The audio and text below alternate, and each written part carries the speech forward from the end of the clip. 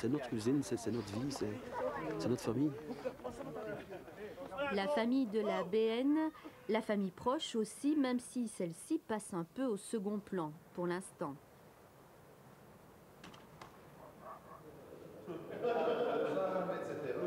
Depuis quelques semaines, les moments de détente sont en effet plutôt rares. Ce soir-là, Élie Capron retrouve son frère, sous-directeur dans le groupe financier d'Albert Frères, ainsi que sa sœur.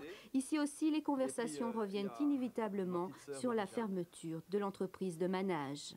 Tout le monde a toujours connu une usine de construction ferroviaire à Manage, c'est quand même... Oui, j'imagine que ça fait partie du patrimoine de la région. Ça fait partie du patrimoine, quoi. À Manage, on a toujours fait... Enfin, moi, autant que je me souviens, et je pense pas qu'il y ait des gens vus assez ici que pour connaître autre chose que les abeilles. Mais ici, tout le monde est intervenu dans la farine. La veille au matin, je discutais encore d'embauche de 14 personnes. On allait mettre en place le plan Rosetta au 1er avril. On allait engager 10 soudeurs. On allait engager 4 opérateurs à commande numérique. Te laisser croire qu'on va embaucher 14 personnes.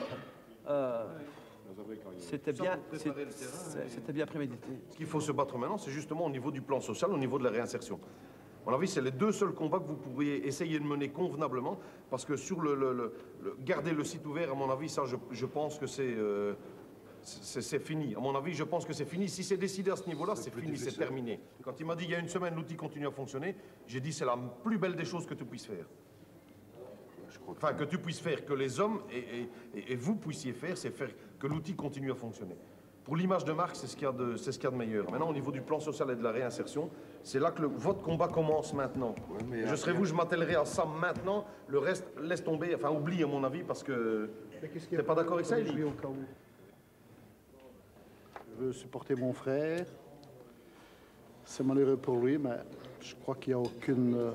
connaissant les groupes internationaux dont je fais partie, c'est malheureux pour lui, mais je crois qu'il n'y a aucune décision. C'est à lui à se battre. Je serai toujours derrière lui, mais je crois qu'il n'y a aucune issue. Je crois que la décision est prise et que les Canadiens et les actionnaires au-dessus des Canadiens, c'est fini. C'est vraiment ce que je pense du fond du cœur. C'est malheureux pour lui, mais il faudra qu'il se batte. Et je suis avec lui. Tout ce que je connais de tous les groupes internationaux, il pourra profiter de mon expérience que j'ai, le peu d'expérience que j'ai. Ça, je serai toujours derrière lui. Et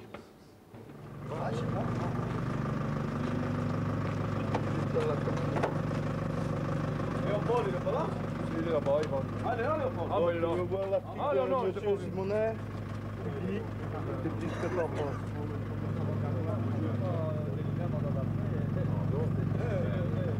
Tout du blablabla, hein. On a besoin de bons soudeurs, ils ont besoin de tout ça, et en fin de compte, hein, on nous jette à la porte, alors qu'est-ce que tu veux croire à ça? Ce qu'ils ont fait, c'est voler notre travail, c'est tout, hein. Et envoyer tout ça aux ANF. Hein.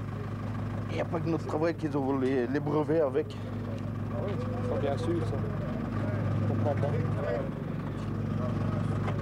Il en a reçu 10 milliards de commandes ici. Il n'y a pas, on dit que le chômage diminue. Mais je demande bien où. Si on ouvre une PME avec 10 personnes et on offre 400 €. Viens pas, on va y aller. Depuis la mi-janvier, une dizaine d'ouvriers quittent Manage chaque matin pour aller travailler aux ANF, le siège de Bombardier situé à Crépin, près de Valenciennes. On leur avait présenté ce transfert comme une alternative au chômage technique. Ce déplacement d'une quarantaine de kilomètres prend aujourd'hui les allures d'une délocalisation programmée. En plus, on travaille là-bas, on est un peu isolé un petit peu de Manage.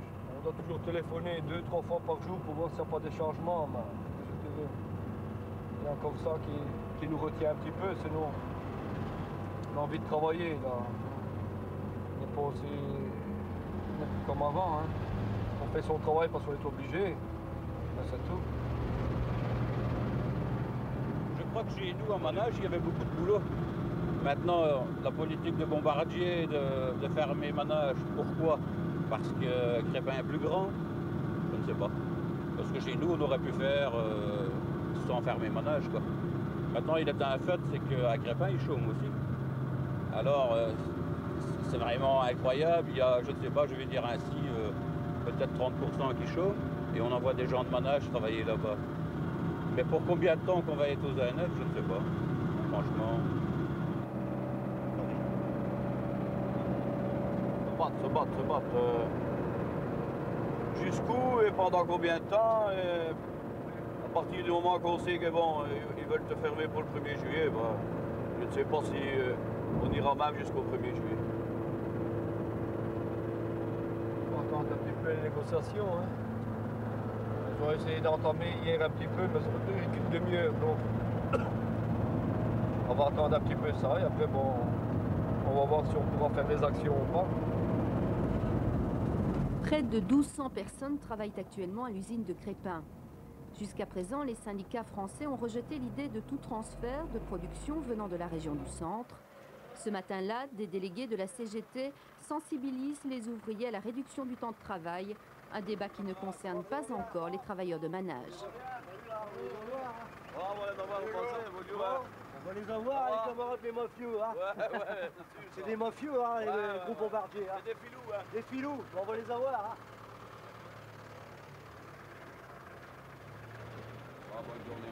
Allez, salut. Nous, on est pour le maintien de l'outil à manage parce que je crois que qu'est-ce qui fait la richesse du groupe Bombardier, bah, c'est le savoir-faire qui est un peu disséminé partout en Europe, quoi. Hein. Et pour nous, c'est important. Et compte tenu des perspectives qui vont se dégager dans les années futures, enfin, d'ailleurs, y compris pour 2000, il y a de la place pour tout le monde, je veux dire, hein, il n'y a pas de problème là-dessus. Hein. Aujourd'hui, c'est manage, demain, ça sera NF, pourquoi pas demain ProRail, on les connaît. Hein. Eux, qu'est-ce qui leur intéresse? C'est le profit, c'est le fric, point final, ils en ont rien à foutre des gens. Hein. Voilà. On pense à eux, hein, vous en faites pas, on fera tout ce qu'il y a à faire à le moment venu. Hein. De toute façon, le monde syndical aujourd'hui doit dépasser les frontières. Hein. Si on se cantonne chacun dans notre boîte, on a affaire à des multinationales. Des multinationales aujourd'hui, ils n'ont pas de frontières. Hein.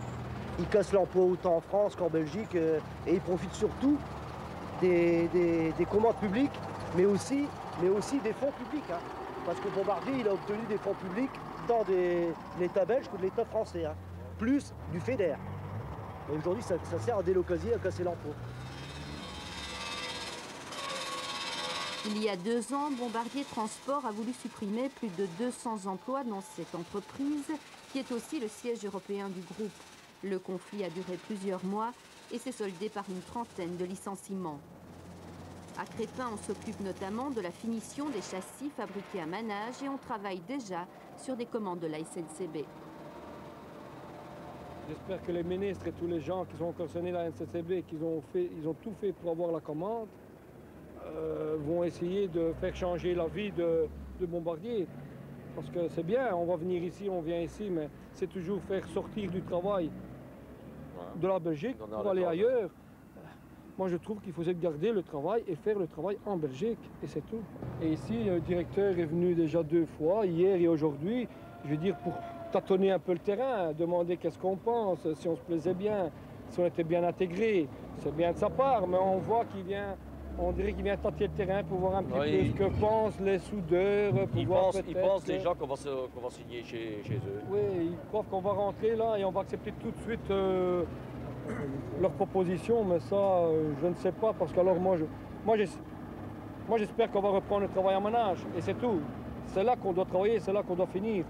Mais maintenant, venir ici, je ne sais pas, moi, tout va dépendre du plan social, du volet social.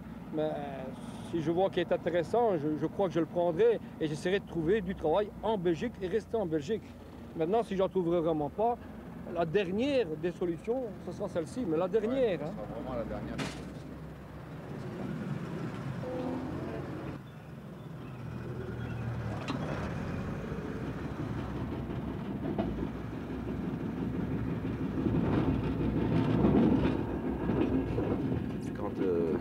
Les industriels décident de partir, il y a une impuissance totale de la part des politiques. Et plus on avance, et pire c'est. Et quelque part, les lois qui sont faites sont toujours en faveur des industriels et pas en faveur des travailleurs. Et là, le politique devrait voir sa copie. Cette loi Renault que beaucoup brandissent, est-ce que ce n'est pas un leurre finalement? Quelque part, oui. Quelque part, oui. Il y a des contraintes de part et d'autre. Bon, on doit travailler avec un moral qui n'y est plus. Une fois qu'un patron a décidé de fermer une usine, il la ferme.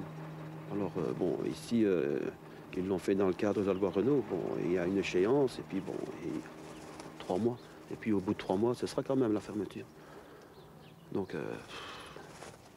non, je pense pas que ça apportera quelque chose au monde du travail. On recule l'échéance? Oui, on recule l'échéance. Avant, c'était plus brutal. On arrivait, on fermait, paf. Voilà. Sur 4-5 jours, c'était fait. Et puis on discutait, il y avait des occupations d'usines, et puis il y avait tout ce qu'on a connu jusqu'à présent au niveau de certains conflits.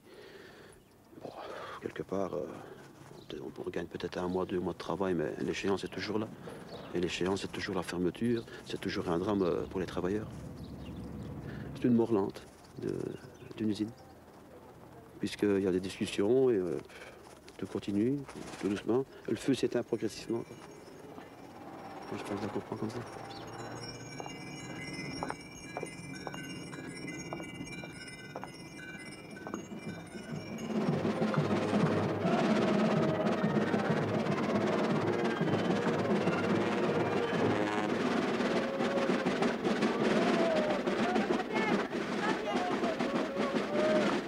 Plus le temps passe, plus les gens retournent à leurs occupations. Et puis, comme le monde est devenu un peu égoïste, ça va s'effilocher. Je pense que la réelle solidarité, ce sont les gens qui vivent le combat tous les jours, qui nous l'apportent.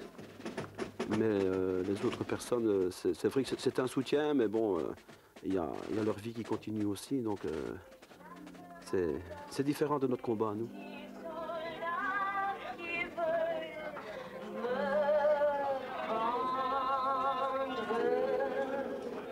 Je ne veux pas travailler, je ne veux pas travailler. On veut travailler. On veut travailler.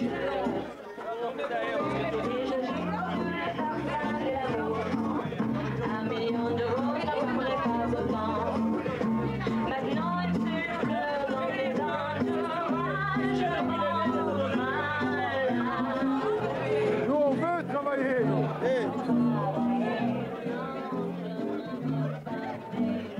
Nous, on veut travailler. Change ta musique. Et puis je